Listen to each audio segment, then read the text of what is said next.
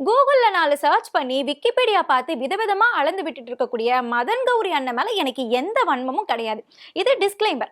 ஆனா மதன் கௌரி அண்ணனுக்கு தமிழ்நாட்டு மக்கள் மேல என்ன ஒரு வன்மம் அப்படின்னு தெரியல. எல்லாத்தையுமே வெளிநாட்டுக்கு பார்சல் அனுப்பிட்டு இருக்காரு. அது மட்டும் இல்லாம இந்த எஸ்ஐஆர் பத்தி தேர்தல் ஆணையத்துக்கே தெரியாத ஒரு சில விஷயங்களை, ஒரு சில கதைகளையுமே அளந்து கட்டி விட்டுட்டு இருக்காரு. அதை பத்தி தான் மதிமுகம் டிகோட்ல இன்னைக்கு விரிவா பார்க்க போறோம்.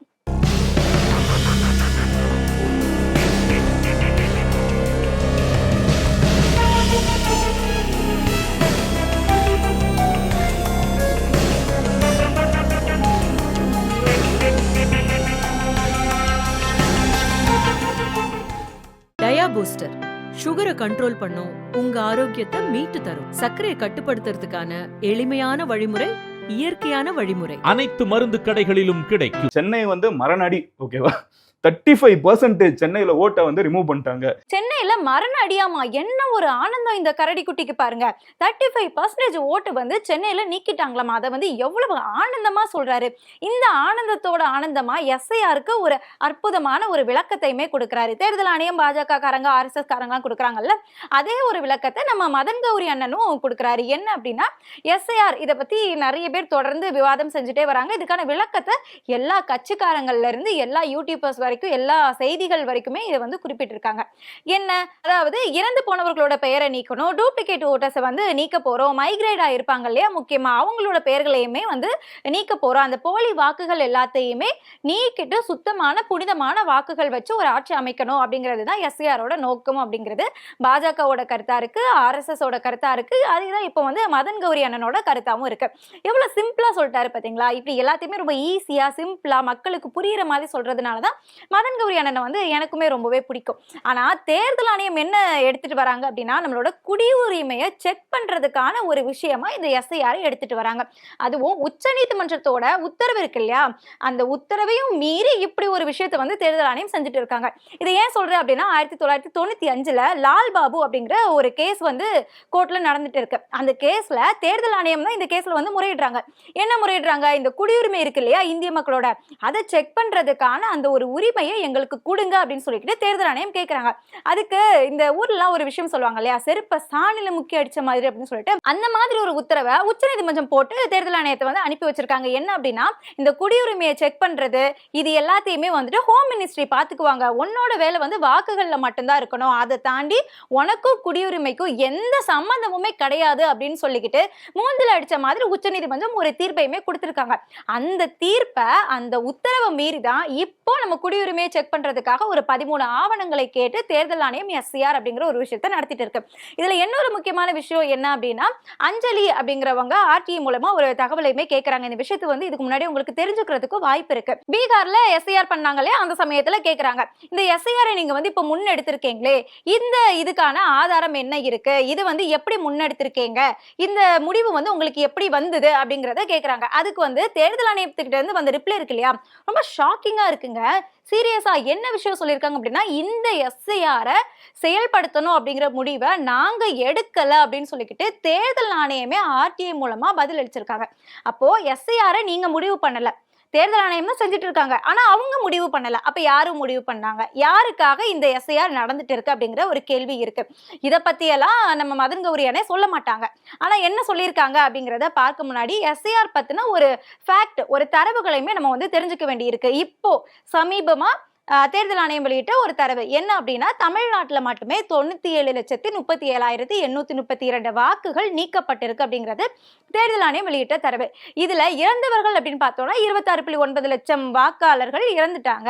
அதுல டூப்ளிகேட் ஓட்டர்ஸ் அப்படின்னு பார்த்தோம்னா 3.9, கிட்டத்தட்ட 4 லட்சம் வாக்காளர்கள் டூப்ளிகேட் ஓட்டர்ஸ் அப்படின்னு சொல்லியிருக்காங்க. அதே மாதிரி 66.9 லட்சம் வாக்காளர்கள் இடம்பெயர்ந்தவர்கள் அல்லது ஆப்சென்ட் அப்படிங்கிற ஒரு கேட்டகரிக்குள்ள அவங்க எடுத்துட்டு வந்திருக்காங்க. இதை தவிர்த்து எந்த ஒரு எக்ஸ்ட்ரா தகவல்களையுமே தேர்தல் ஆணையம் இதுவரைக்கும் வெளியிடல. என்ன அப்படின்னா, இந்த 66 லட்சம் சொல்லியிருக்காங்களே, இதுக்கு முன்னாடி இறந்து போனவர்கள், டூப்ளிகேட் ஓட்டர்ஸ் எல்லாமே ஓகே, இது ஏத்துக்க தகுந்த மாதிரி இருக்கு.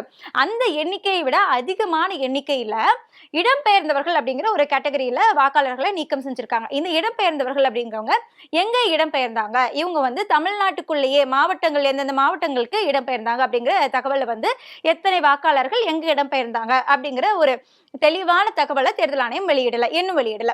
அதே மாதிரி இந்த இடம்பெயர்ந்தாங்க இல்லையா, அப்போ உங்களுக்கு ஒரு இடத்துல கண்டிப்பா வாக்கு இருக்கணும். இப்போ கன்னியாகுமரியில இருந்து சேலத்துக்கோ இல்லைன்னா சென்னைக்கோ வரேன் அப்படின்னா எனக்கு ஏதாவது ஒரு இடத்துல வாக்கு இருக்கணும் இல்லையா. சோ அங்க அப்படி எத்தனை வாக்குகள் இருக்கு அப்படிங்கறதையுமே வெளியிடல. அப்படியே வாக்குகள் இருந்தது அப்படின்னா அது வந்து டூப்ளிகேட் கேட்டகரிக்குள்ள வந்துடும். ஆனா நீங்க ஆல்ரெடி ஒரு 4 லட்சம் வாக்காளர்களை டூப்ளிகேட் கேட்டகரிக்குள்ள வச்சிருக்கீங்க.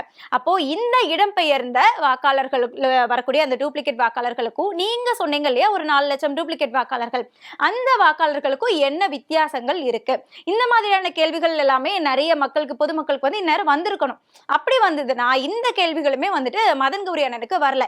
இத பத்தி எல்லாம் பேசாம அண்ணன் என்ன சொல்றாங்க அப்படிங்கறத பார்க்கலாம். 6.6 மில்லியன் ஓட்ஸ் வந்து தமிழ்நாட்டுல வந்து மைக்ரேட் ஆயிட்டாங்க, ஊரை விட்டே போயிட்டாங்க. தமிழ்நாட்டுல இருந்தவங்க வந்து இப்ப தமிழ்நாட்டுல இல்ல, கம்ப்ளீட்டா பெர்மனண்டா மைக்ரேட் ஆகிட்டாங்களாமா. தமிழ்நாட்டுல இருந்து அவங்க திரும்பி வரப்போறதே கிடையாதாமா.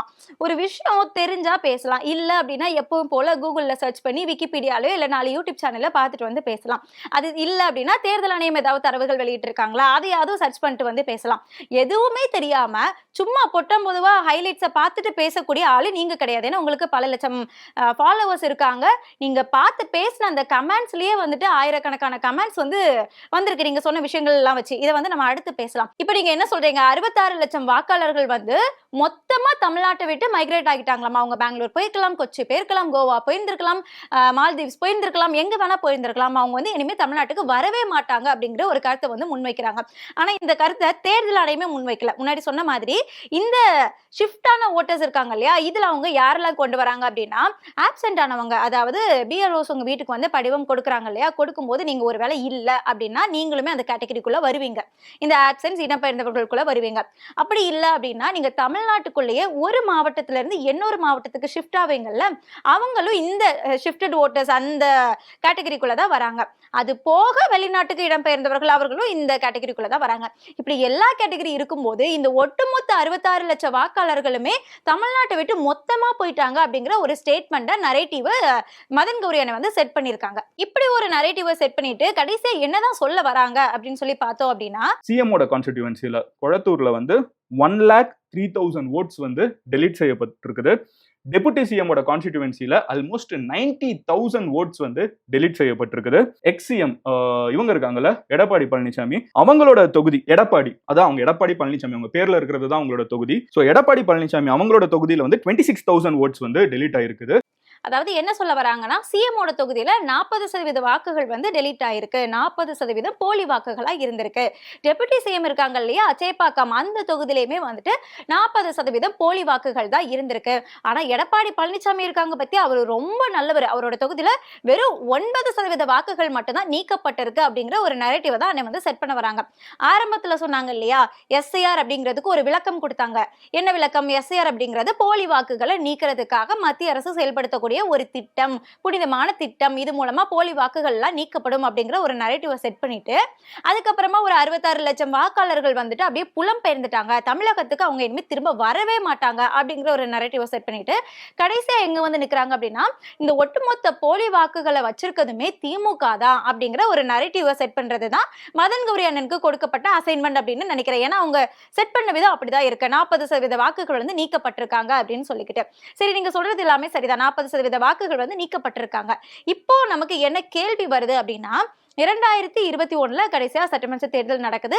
அப்பதான் திமுக வந்து ஆட்சிக்கு வராங்க. அதுக்கு முன்னாடி யார் இருக்காங்க அப்படின்னா எடப்பாடி பழனிசாமி இருக்காங்க.